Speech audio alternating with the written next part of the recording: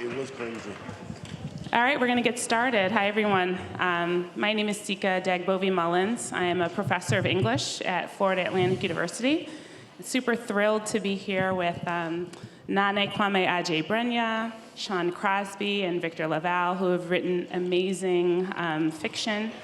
So we're going to go ahead and just get started, right? So I know the theme of this panel is fathers and fatherhood, but I thought we'd start a bit more broadly and get our way there. We'll get there eventually. But I thought we could maybe start by thinking about parent-child relationships. And I found a quote from each of your works that I thought spoke to the complexities of parent-child relationships. So if I may just read really quickly, it's a quick line from everyone's work. So Sean in Razorblade Tears, one of your characters, Buddy Lee, tells the protagonist, maybe we can be better grandfathers than we was fathers, right? And Victor, at the beginning of Lone Woman, I don't think this is a spoiler because it happens on page 6, so I feel like I can say this. Yeah. Hopefully, okay. On page 6 of Lone Woman, the protagonist lights the dead bodies of her parents on fire and thinks to herself, quote, what kind of daughter would do the things she'd done in the last 24 hours? A foul and terrible daughter. And Nana in Chain Gang All-Stars, one character who won't be named, I won't do a spoiler, but asks themselves, quote, what happens now that we're all a big family, big happy family with a daughter who killed daddy? So if that's not enough to make you want to go out and purchase these novels, then I don't know what is, right? But one of the things that struck me about all the quotes, I mean, the texts are quite different, right? But one of the things that struck me is that all the quotes speak to kind of regret, grief, repentance. And so I was wondering if we could begin by talking about how these things, grief and regret, shape or frame familial relationships or connections in your work, any of the works. Yeah.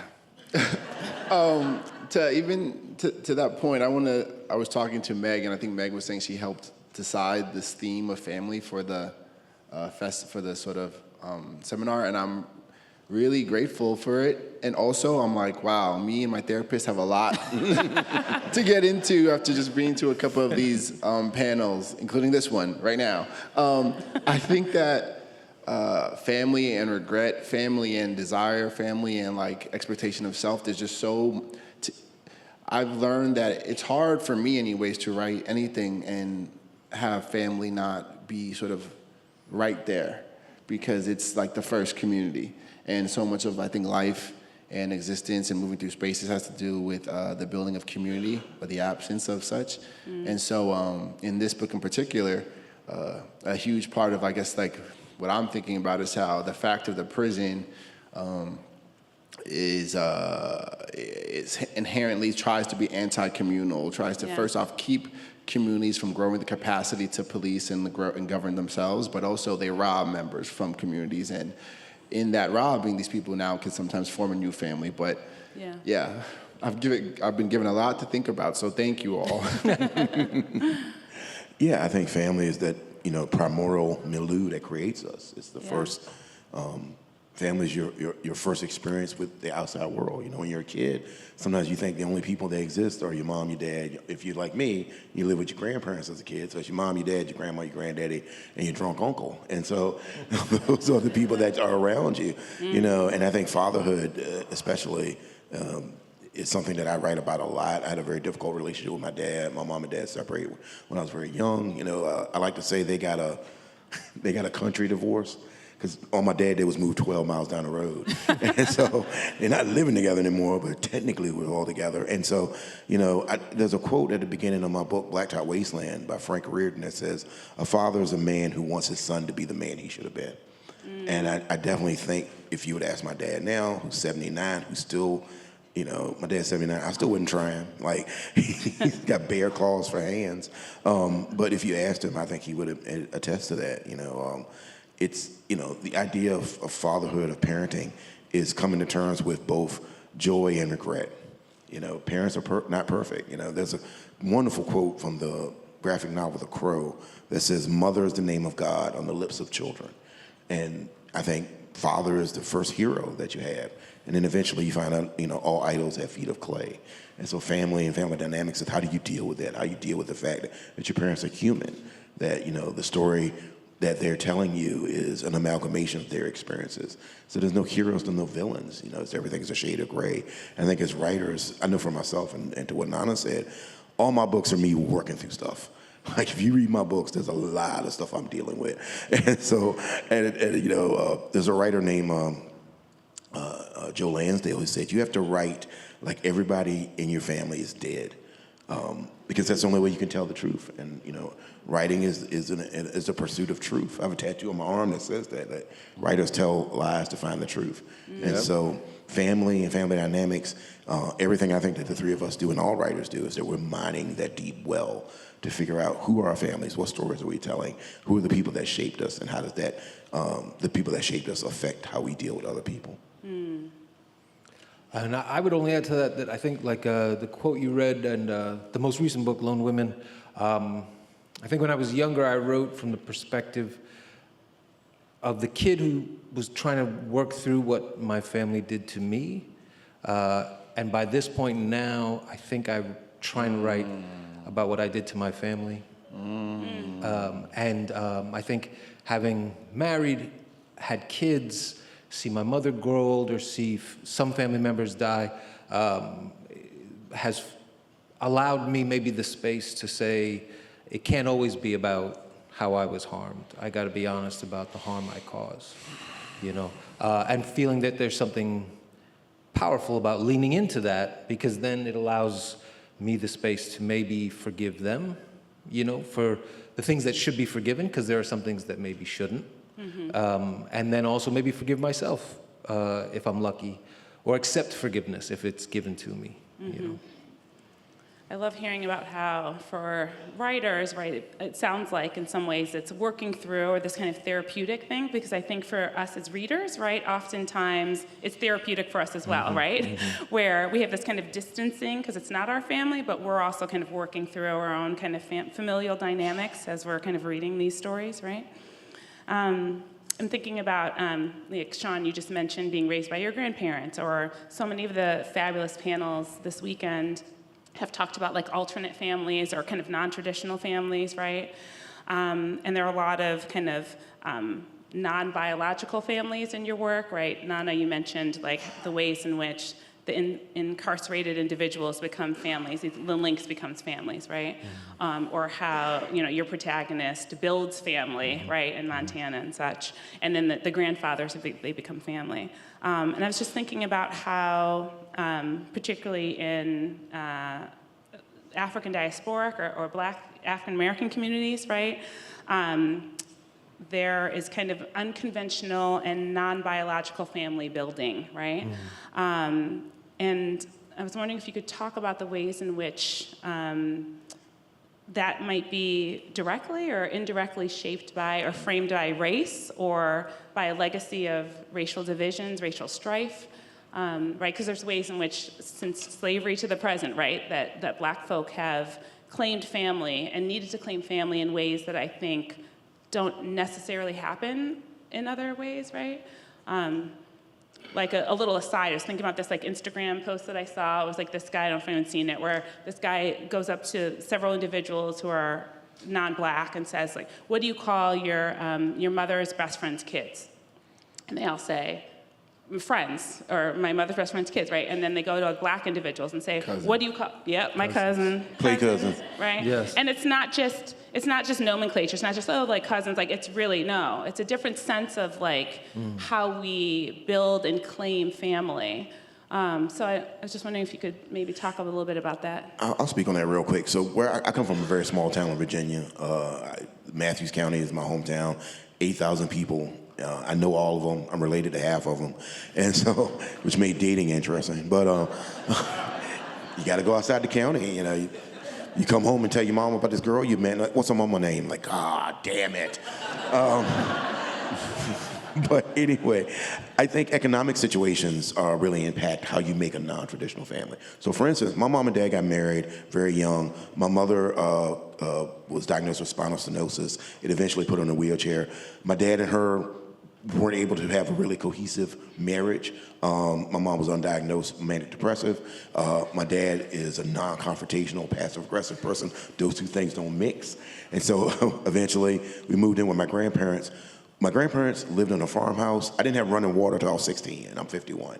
And so the economic situation, my grandparents both worked. My mom worked as long as she could, but the economic situations really made it almost a necessity that we pool our money together, that we live together. So my grandmother was there, my grandfather was there.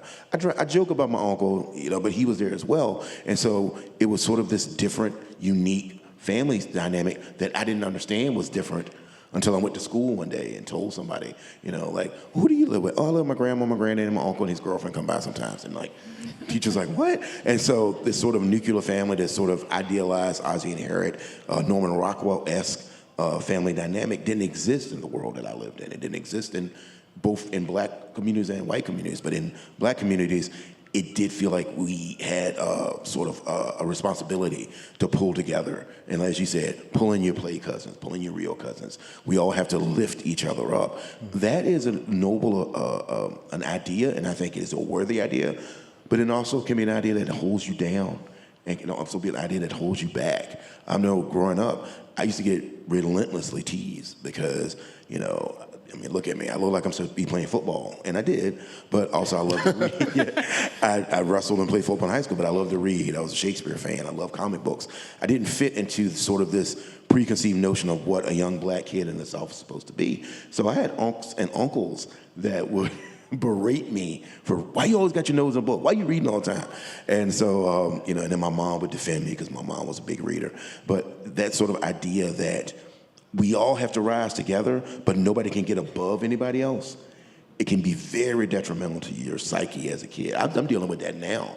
I have such imposter syndrome because there's people back home that I feel like, well, I can't get above my raisin. I don't want anybody to think I'm better than them.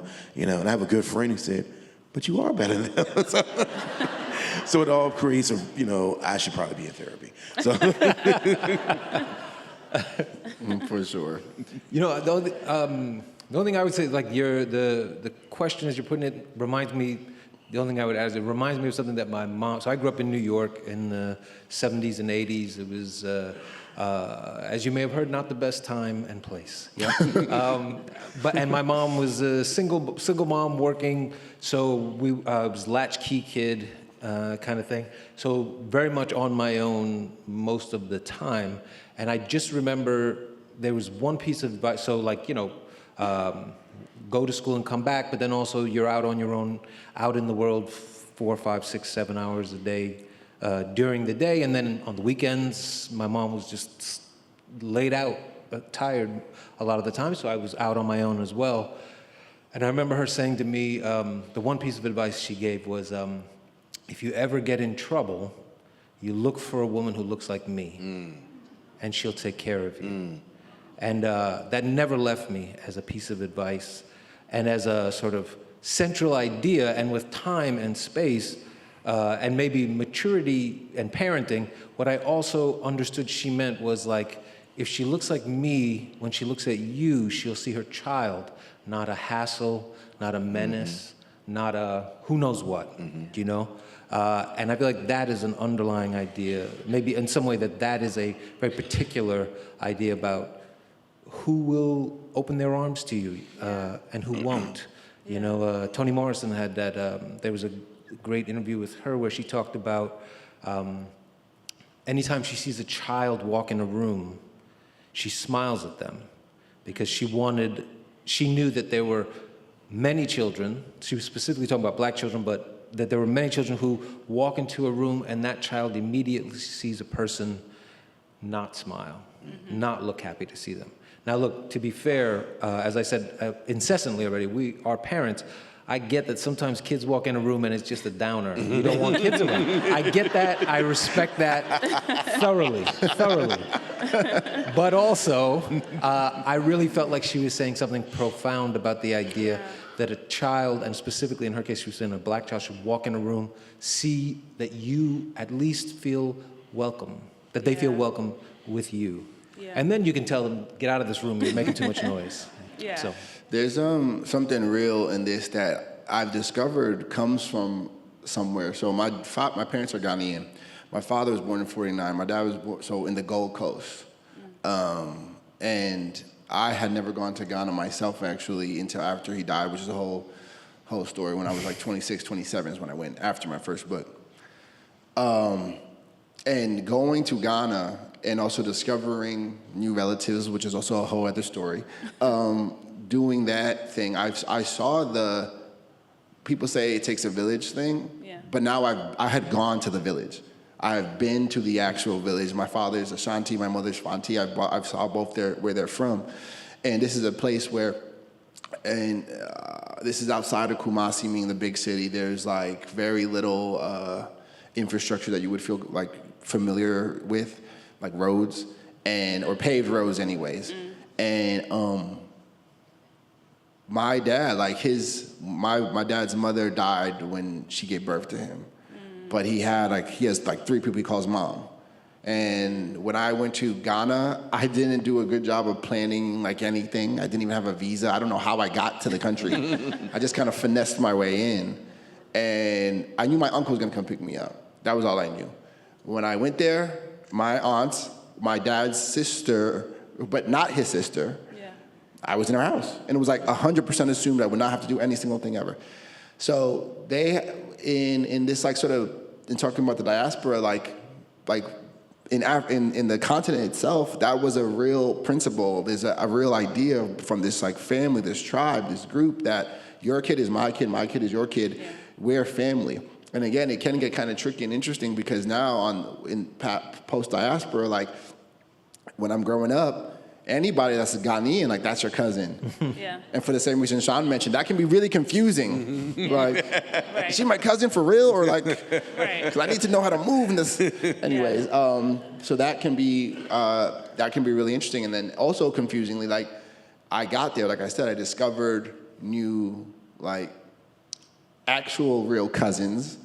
But they don't say that. They say like dad. Which they call me dad. If I get texts from dad, I get texts that say like dad to me now, which is also really jarring. It can also be really confusing. My girlfriend's here. I'm like, I have no kids. This is just, let me like explain. Diaspora, you know. So anyways. By the way, my father's from Togo, so I think we might be cousins. You know what I'm saying? FYI, I didn't say that earlier. God damn it. So all that to say, like, there's a really real tradition that I think this has come down from, and it's ongoing even right now. There's this idea of like this, we're a group, and like there is the cousin, like that's your son. And my cousin, like if they're it's my nieces and nephews, I call me dad. The ones who are my real cousins is my brother.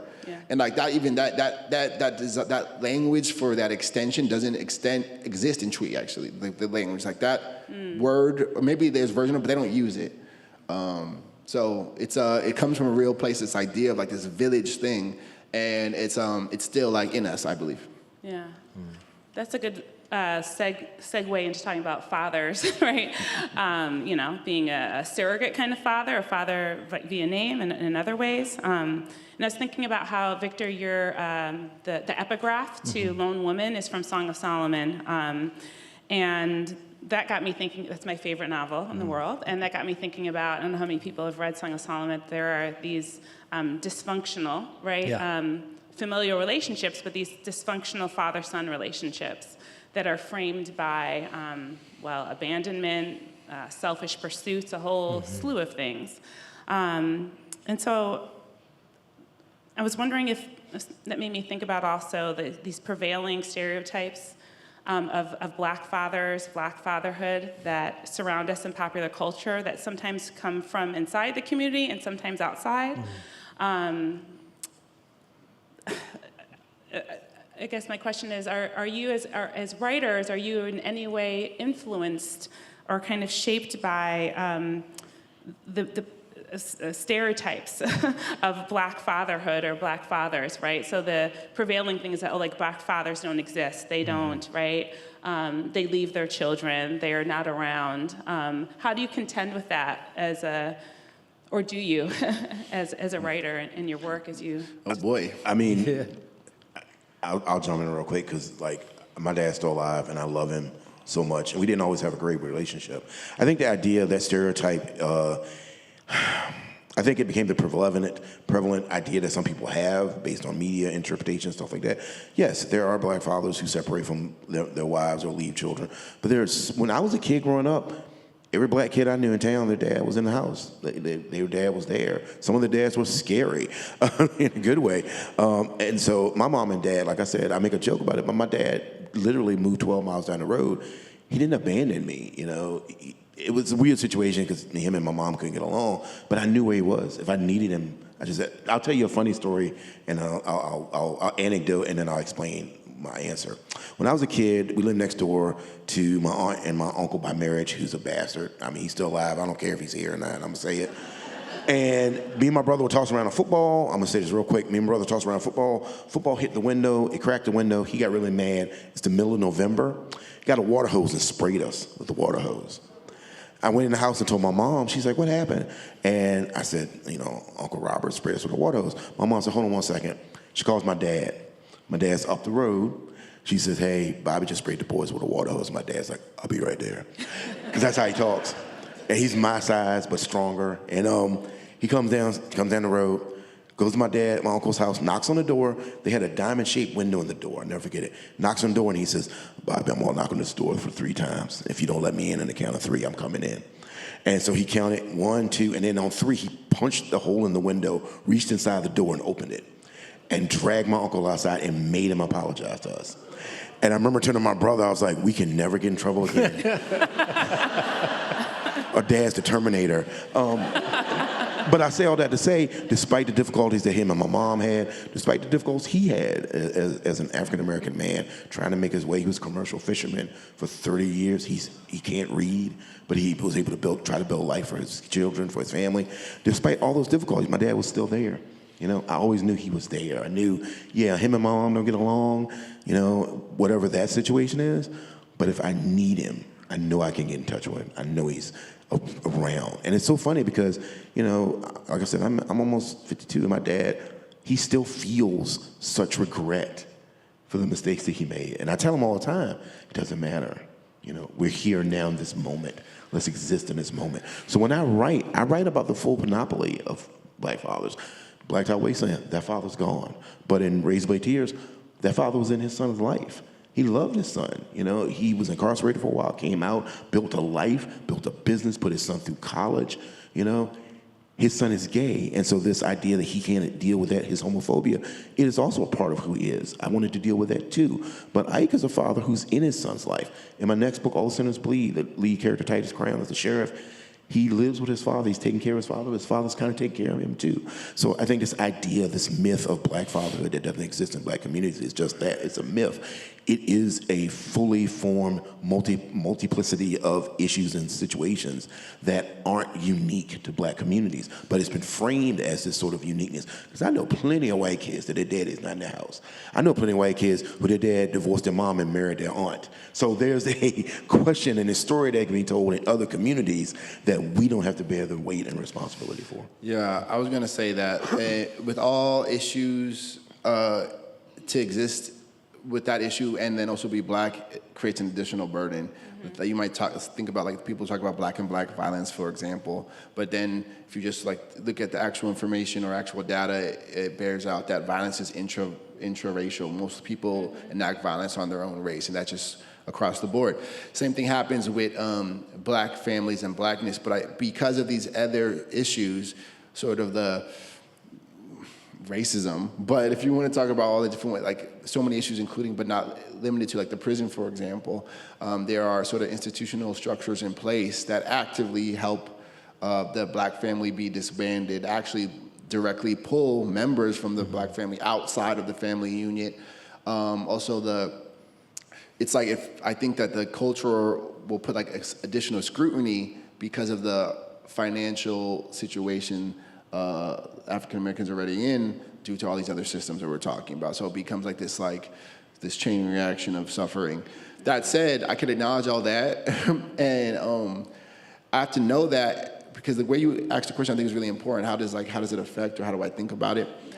If I and I haven't gotten to fully dig into it yet fully, but I kind of have in my work. If I say that and just act like, black dads are always just doing the perfect thing, it's also a lie. I think dads are, being a dad, shout out to y'all. Like, it just seems like it's terrifying. And, or being a good dad, shout out to y'all. Like, I feel like all dads are this like crazy mystery.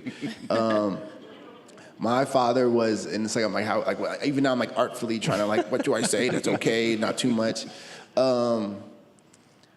He was like this upstanding person. He was a lawyer. He did his thing. He came from Ghana. It's all impossible. How did you make this life for you? It's like, I still find it awe-inspiring. For a long time, he was a villain to me, I think. And not because he like was like super crazy, abusive or anything, but I just felt as though his like unkindness perpetuated illness or mental illness in my mom. And that was just really a big deal for me. And it still is. And I had to really struggle with that. I was able to finally get past that, I feel like, fully when he was like dying. And I think my best relationship with him is now, and he's been dead a couple years. And I don't say it like in a funny way, like, I mean, kinda, but like, my relationship with him has grown a lot since he's died, because I found out a lot about him, and I was angrier and for a while, and now I've sort of come to a more accepting, understanding place. But to represent that complexity and that nuance in work, I just try to write what I feel like is true. And because to be aware of like these stereotypes and like forge my work against it would still sort of let whiteness define me in my work. So I try my best not to do that. And in the future, if and when I ever do deal with like on the page my own actual, I mean, I write fiction for a reason in some ways, but if I ever do deal with those like real realities that I've had to deal with him, I'm just going to tell the truth. And I can't think too much about like the stereotype, which I know is a lie, because in some ways I make it true by honoring it, if that makes sense. Yeah, I mean, all I would add is maybe from the writing perspective, like if you're writing against the stereotype in a way, the stereotype is already in control of you, right? Like, so in some ways, the hardest part is, I think, to some degree, like kind of what Nana is saying is like accepting that you have to make those characters, those father characters, black father characters, have great qualities and also have failures and also harm other people and all. And sometimes there is the sort of knee-jerk feeling, which is, oh wait, should I have him curse this much? Should I have him put his hands on this person? Is that too much? Now people will say, oh, he's bub. And then I have to catch myself and say, like, who came up with this thing that is sort of running in your head about what you have to avoid or anything like that? It wasn't you, and it wasn't anybody like you. It was people who had a story to tell about people like you. And so that usually is the way that it helps me to pull back and say, I don't have to tell a story. Like anybody who lives by that stereotype is probably not a person who would see those black fathers as human beings no matter what I wrote. Yes. So I got to let that go, and they can be human beings to people who would be willing to see them as human beings. And those other people probably aren't going to buy my book. So we can all go on our way. Those are great responses. Yeah, I was thinking because I teach African American Lit, 20th century, and so much of my time is spent kind of sharing with the students how black writers kind of had to write for their humanity, to demonstrate their humanity, and then post that it was kind of offering portrayals, from Harlem Renaissance on, that served to, eschew the kind of, or reject the prevailing notion. So I'm like, in what ways is that in the back? But that's a really interesting response, I mean, you're gonna write where you're gonna write, and we know all groups are not monolithic. That's right. So there are, good, bad fathers, but because this kind of hangs like a specter that hangs over, it's the curse of the magical Negro. It really is. It's this idea that you have to have this sort of purity politics in your writing, that you have to have this upstanding image, and anything less than that is not both artistically viable or socially conscious. And I mean, I get that a lot. I write crime fiction, and I get a lot of people sometimes like, don't you think you're perpetuating negative stereotypes? Well, if that's the stereotype you already have in your mind, nothing I write is going to change it. Yeah. Yeah, and both of y'all have just said, I think really speaks to me, and in my work as well. I mean, we all write pretty violent things, or things that have violence in them. Yeah. Right. But there's a way. Marlon James was talking about how, like, if you're black and portray violence, the way there's an undercurrent that they don't say that, but the undercurrent of what they're asking in terms of the portrayal of violence is like, hey, like, there's already this negative image of you. You're already considered this hyper-violent sort of vessel for destruction. Don't you think you should counteract that narrative with your work? And people don't ask Cormac McCarthy that. Yeah. Yeah. You know? Yeah, Exactly. exactly. And I don't think, and he's an incredible writer, but also like the most violent writer I've ever dealt with, ever seen. I just think of, my other class, I couldn't remember the name of Blood Meridian. Yeah. So I was like, the judge, babies getting smashed. I read Blood Meridian. I thought it had blood on me. Yeah. If you read it, you get what I'm talking about. Well, a little bit of a departure, but still thinking about fathers. Can you do you have a literary father, either someone that you're, from the past that you've never met, or somebody, who's with us that you think about how, when I teach, like, Richard Wright and Ralph Ellison, and you talk about the legacy and, right? I like to say that Walter Mosley is my literary uncle. He was one of the first. Walter Mosley was one of the first writers. So I grew up reading all types of fiction, and I read a lot of crime fiction growing up. So I read Raymond Chandler. I read Ross McDonald, John McDonald, Chester Himes. Chester Himes was one of the few African American writers in that sort of same milieu that was writing at that time. So, but even Chester was writing about New York and the urban sort of metropolitan idea. Walter was the first person that wrote crime fiction because Easy starts out in Texas. And then he joins the military, he ends up in Los Angeles. And so the rural southern experience that Walter writes about in Devil in Blue Dress, I was living that. That book, there's a 40-year gap between when that book is published and when it's set. And for many people that I knew, nothing had changed. Like I said, I didn't have running water in my house till I was 16. And so reading Walter Mosley, I was like, wow, I know these people. These are my uncles, these are my aunts, these are my cousins, these are my mom, these are my dad. These are people I'm surrounded by. And so when I first started writing, I wrote toward this idea of like, I want to write like Walter. And then I got to meet him. And he blurbed my first book. And he's been like a mentor to me ever since. And he's so smart and so giving. It's so funny. He's so funny. He'll text me from time to time, and he always starts the text with, "Sean, it's Walter." I'm like, I know. I saved this in my phone in all capital letters. I think all parents do that. Yeah, it's right. mom. But from a literary standpoint, the way he writes, the way he talks about not only blackness but black masculinity, the way he talks about black masculine fragility, the black male friendships, Mouse and Easy, that sort of uneasy alliance with someone that you love, someone that you care about, who maybe is not the best person in your life, but because they're your friend, you go to the wall for them. And so Walter's probably, of the living person, is probably the person that I admire the most. I think the other person would be Chester Himes. Chester Himes writes with such profound sort of immolation of rage, and I think I understand that. I get that. I can think at my center, at my core, a lot of what I write about is an expression of rage. And so Chester writes with such furious indignation that I love his books. I never got to meet him. I was like, last summer, I'm part of a documentary that's coming out about him, and I got to talk about that. And so those two writers, in addition, if they're my literary fathers, then Toni Morrison's my literary mom. So I would say, so the genre that I grew up loving as a kid was horror, and there were lots of people I enjoyed, but to Sean's point where he saw himself in, say, Easy's story or whatever like that, like for me, actually, one of the exciting things was I didn't see myself at all. It was like most of horror, especially if you're talking about the 80s, was, it was Stephen King, so it was like New England, like Maine kind of, very nice, but like, not at all like Queens in the 80s. Or there were British writers, Clive Barker, writing about that, Shirley Jackson, Peter Straub, but like in many ways, so I would say almost like they were the neighbors that I really admired.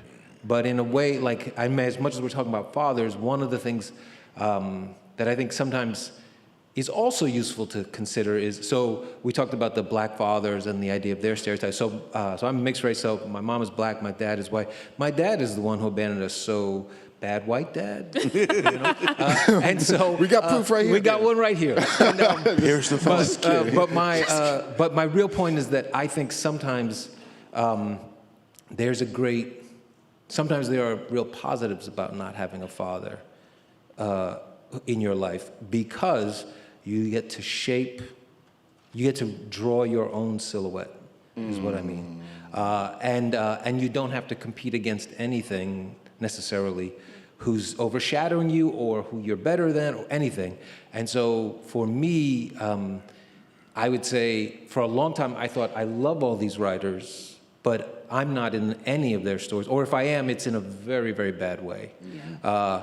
And so the great thing is they couldn't ever write me or folks like me into those stories. So I have all this room to play. So I felt no sort of intimidation by those people. You know, it was just sort of like, you can have Maine and you can have the backwoods of Vermont and you can have England, and I'm gonna have New York and you can't touch it. And of course, later on there was writers who touched on it, but like early on, I felt blessed, both in real life and on the page, to not have a father around. That's such a great answer. And then, maybe when I got to college, the first black writer I read who I felt like, oh, this is the uncle. It was Ishmael Reed, because he is wild and throws everything into it, and both good and bad. Like every thought he has is on that page.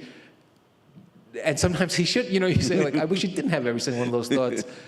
But I'm glad you put him in there. It's so bold, it's so brave. And that became, if I was gonna have like a family member, that was like the first literary family member that made me say, you could throw everything into it. It all works. Mumbo Jumbo was the book that, like, Arthur Flowers, who's the answer I'm going to give in a second, this guy named Arthur Flowers, Memphis blues man, hoodoo, a really important person to me, gave us the book by Ishmael Reed, Mumbo Jumbo. And I had a class writing assignment, like, write like a literary response. That story I wrote in literary response to that became the first story in my first book, which was like the book that changed like my life. Yes, yeah. Because it reminded me that you can say what you want, how you want to say it. This was the time, this is like 2013, where like, this is basically pre-Get Out, where if you're gonna talk about racism, people kind of want it in like a 12 years a slave kind of way. And I wasn't like doing that. And it was sort of like, there was like this reverent, almost like humor. And so that book is huge for me. My agent got me a first edition, and if you've ever seen Mumbo Jumbo first edition, the back is just all the worst things critics have said about him.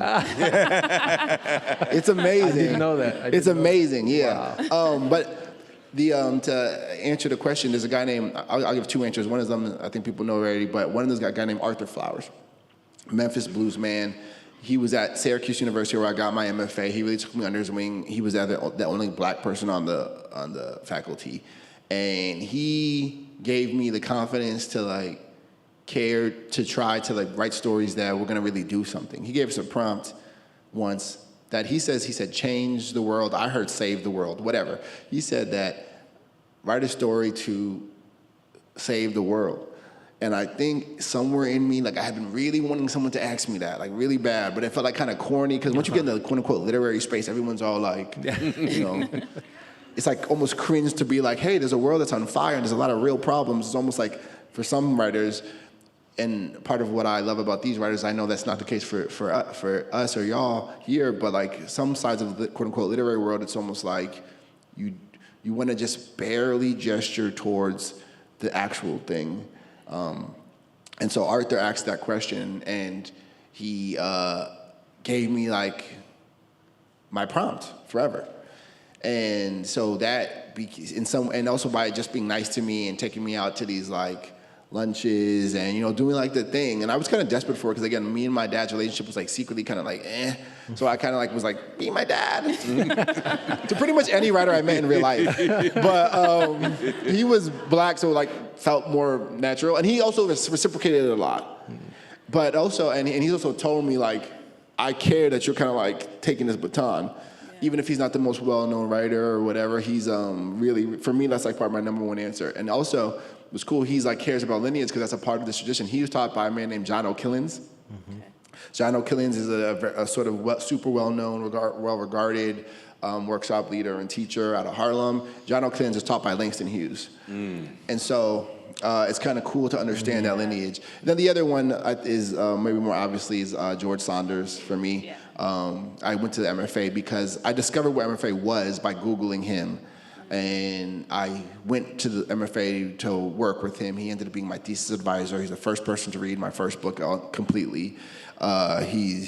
He gave me a lot of advice outside of writing. Most importantly, I remember him telling me, "You are not your thoughts." He got me into like meditation, all these things that have been huge for me. Both of them did, Arthur and George, and also Mary Carr separately, all like separately, like you need to meditate. I think they saw I was like, not okay. And I mean, you are right. right. It's just automatically it's clear. But I would say Arthur and George are my literary dads. I'm gonna like call them after this. This is nice. Thank you. Anyway, sorry. Well, I want to open it up for questions, but I want to ask one more question. I feel like the feminist in me, if we don't at least mention patriarchy, if we're talking about fathers and fatherhood, I'm like, I got to talk about the rule of the father, or like the capital, right? F or P, patriarchy. I was just thinking about how, so like how can I, thinking about the name of the panel, fatherhood and fathers, how do, this is a big question, but how do patriarchal expectations shape familial relationships in your works? I mean, don't you think we at least have to address that before we move on? Patriarchy? And then we'll do questions. I mean, really quick, for me, it's interesting that a lot of times the male leads in my stories, the fathers and the sons, they're sort of, because they exist in sort of a southern sort of world, a black southern world, they're sort of parallel to the patriarchy. They're sort of outside of it. The worst insult growing up as a kid was somebody to call a grown black man boy. And so this idea that you are a grown man, but someone can just belittle you like that sort of is emblematic of how they exist outside that. Having said that, within their world, there is obviously a patriarchal hierarchy. But I really strive to make, like the couples in like Ike and his wife Mia in Raised by Tears, I try to make them very equal. With my first book, Black Tie Wasteland, Bug is, real quick, it's a getaway driver. He's a very intimidating character. The only person in that book who speaks truth to power to him is his wife. She's the only person not afraid. Everybody else is terrified of Bug in that book, as you should be. But his wife is the one person not afraid of him because she knows who he is. And so they sort of, again, exist in this parallel existence toward patriarchy, but within their dynamic, I really strive to obliterate that. Bug is not the leader of the family. They are co-parents, co-leads. That's an idealized version of the world, like to your point, the world I'd like to save, the world I'd like to live in would be like that. That it would be, to get Old Testament on you, it's not the head of the foot, it's the rib. So we work together. So that's what I try to do. And I'm so interested I love hearing that, and I know like so much of Lone Woman is really thinking about this in cool ways. And my last book has a lot to do with the prison, and you can't think of the prison outside of sort of patriarchal, capitalist, homogenous, white supremacist context, I don't think. Yep. And part of the reason why it ended up feeling like the book's protagonist would be a woman is that I think in terms of like family structures and also just patriarchy at large, as a male, it's really easy to be sort of almost indoctrinated in the systemic sort of power structure as is, because you kind of know like you're not at the bottom. Mm-hmm. You kind of know you'll always be a little bit closer to privilege. And even if you're a person of color, that's still true as a man. And particularly like a straight man or a cisgendered man, you have a lot of access to privilege. And I think that that fact, because of that power and privilege, it can be corrupting. It can be corrosive, I guess. And in this last book, I think that even when approaching something like proximity to privilege, because of the sort of, I don't know, embodied, inherent distance from privilege, a woman is more likely to challenge the power structure that exists. And the examples I often give is like, in like the NBA, for example, there were NBA versus WNBA. The NBA players get so much more money. They get paid way more, but when it's time, compared to WNBA, I mean, but when it's time to stand up for a cause or say something important, the WNBA is like that. Yeah. They do it almost every time like this, and the NBA will like maybe do it, maybe they won't, because again, they have it's like they have like more to lose, even though they actually have way less to lose because they're way more comfortably financially. Yeah. Right. But again, that's like an example of where it bears out, like that I can think of off the top of my head. But that reality is a huge part of like the fact of the characters in Chain Gang All Stars. Yeah. And the thing that I think of is my previous book, The Changeling, which is very much about a couple who have a child and like how having the child sort of throws their relationship into new perspective. And the main thing I was trying to get at with that one was the main character in that one, Apollo. He is a good dude, you know. He's there to take the kid out, to feed the kid. He wants to be a great father, but as they get exhausted, he talks in certain tones to his wife. He's quicker to snap. There are all these ways that he does fall back into those ways of asserting a degree of power that comes with like menace behind it, right? Like that comes with like, I don't want to be bothered by this. This should be your job.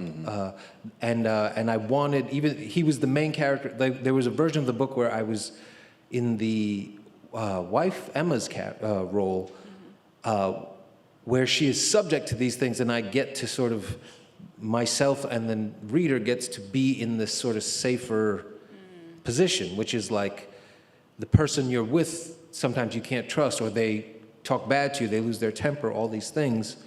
But I thought in some ways, maybe the thing I felt more comfortable with, but also the riskier thing, was to write from the point of view of, in particular, the dude. He's not an abusive dude. He is a good man. And being a good man does not mean a perfect man, right? It means that there's lots of ways you fall short, and trying to see, can you fail in all these ways, and then across a long, fantastical journey through New York and all these mystical, magical things, can you find a way for you and your wife to meet each other again, and for you to now be hopefully a different man than you were, and for her to be willing to give that new man a try. Because maybe the old one failed, but maybe this new one could be better. And I felt like that was my way to try to sort of hash that out, but in particular with a dude who's not a simple villain, you know. Thanks so much. Those were great, engaging responses, insightful. I think we have time for, they're saying one question. Oh, wow.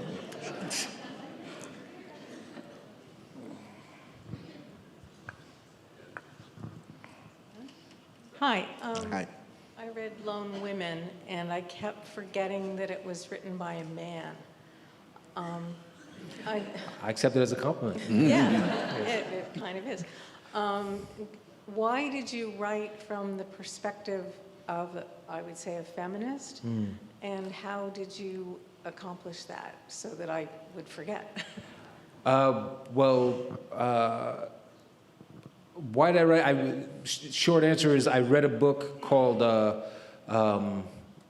Montana Women Homesteaders that was all about what were called lone women homesteaders who went out to the northwest of the country in the early 1900s in an effort to, it was one of the few times when the United States said, like, you can claim land on your own, you don't need a man to co-sign it for you. And I was fascinated by this. And as I read more and I read the journals of these women, I became only more interested in their bravery, and also their, what life must have been, what was so bad there that you wanted to run away to this place that is trying to kill you, right? Or what did you need so deeply that you would go to this hard place just to try, right? And so I was fascinated by that. In many ways, my mom is an East African immigrant, a Ugandan immigrant. She came to New York with nothing and no one. In a way, I realized those women were reminding me of my mother and the bravery of just sort of picking up everything and going. And then if those women feel believable to you, and if you did forget, it is a credit to my wife, Emily Roberto, who is speaking after the 20-minute break. I would encourage you all to enjoy that talk. Because she and I, since she's a writer as well, we talk it to each other at night. And I would say, the example I usually like to give is like, I said to her, there's a part where the main character, Adelaide, she's in this town. It's late at night. She doesn't have a horse yet, but she's going to walk in the night all the way back to her cabin, which is many miles away in the dark. And my wife said, no, she's not. She just is not.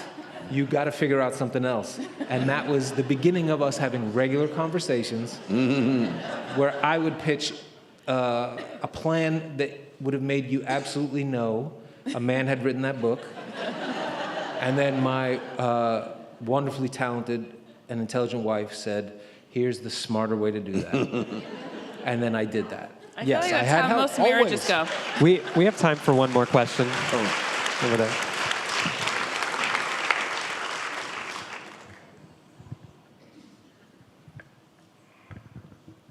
First, thank you for this. This is this episode of the seminar makes the whole thing worthwhile.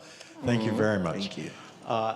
I have a question for Mr. Cosby, and by the way, I'm from quite near Matthews County too. Oh, wow, small world. Can't get away from it. Yeah, in this, not so much in this session really, but in many others in previous years, and in terms of experiences of writers I know, including my wife Abby, the whole question of identity and what can you and can't you write has become a huge big deal. In last year's seminar, it was kind of every other session. And yet, the single most brilliant portrait of a white Southern cracker, you wrote. And I wanted you to comment a little bit on that. Because I grew up with those white Southern crackers.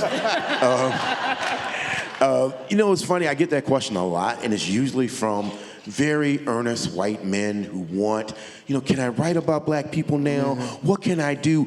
And you don't really want advice, you want permission. You want me to say, yeah, it's fine. But I always tell people, you can write anything you want as long as you earn it. And as long as you're willing to take the slings and arrows that come with it. I wrote a whole book about homophobia. I wrote a book with gay characters. I'm not a gay man, but I knew that it was coming from a place of love and respect, that it was coming from a place of honesty. And so you have to write without fear, but you have to write with empathy and understanding. I firmly believe that, like I said, anybody can write any character that they want. You just have to answer two questions. Why am I writing this character, and am I going to be honest? Because if it's a character, it's going to be fine. If it's a caricature, then you're going to get, justified recrimination for that. But, it's funny you mentioned Buddy Lee, because he started out as a minor character in that book. He was just supposed to be he really was supposed to die in like the first 3 chapters. And he just kept talking, and he kept saying funny stuff, and he grew on me. And I'm like, I eventually found out or realized he's one of my best friends. I have 2 best friends, African-American guy and a white guy. And the white guy has been my friend since kindergarten. We became friends because I had the cheap 6-color box of Crayolas, and he had the big 64 box. And when mine would snap as soon as you look at him, he let me borrow his, and we've been friends ever since. And I know, it's so cute. And and so Buddy Lee is an iteration of his dad, because his dad was he was very rough around the edges. He was very, in some ways, abrasive. But I remember when my grandfather died. And I went over to my friend's house. His name is Joseph, and I was really down. I was like 16, and I was talking to Joseph about it, and I was like, "Yeah, my grandfather passed away the other day, and I'm very upset, blah blah blah." And his dad, he takes us outside, and he has this old Colt 45 wide Earp gun. He's like, "Come on, we're gonna go shoot this gun." And so we're outside shooting the gun for about an hour and a half. And so finally we're done. I'm going home, and I said, I told him, so thank you for letting me do that. And he says to me, he's like, yeah, your granddad's gone. I'm not your dad. I'm not your granddad. If you ever want to come and shoot this gun, you can. That's the way men tell you they love you. And so that's a white man that I knew growing up. So all the characters in my books, I hope, are representative of the people that I knew, the people I was surrounded by, the people from Matthews, the people that I grew up loving, the people that grew up loving me. I write you know, I write about the South, I write about Virginia in a way that is very raw and very earnest, but it's also from a place of love. You know, Virginia is always in my heart and in my head. And, you know, it's so surprising because I thought people, when they started reading my books, would hate me because, you know, I'm being very honest about the place I come from. But nowadays, it's like even people that didn't like me like the books. So I guess I got that going for me. Thank you all so much. Thank you. Thank you very much. Thank you all for coming.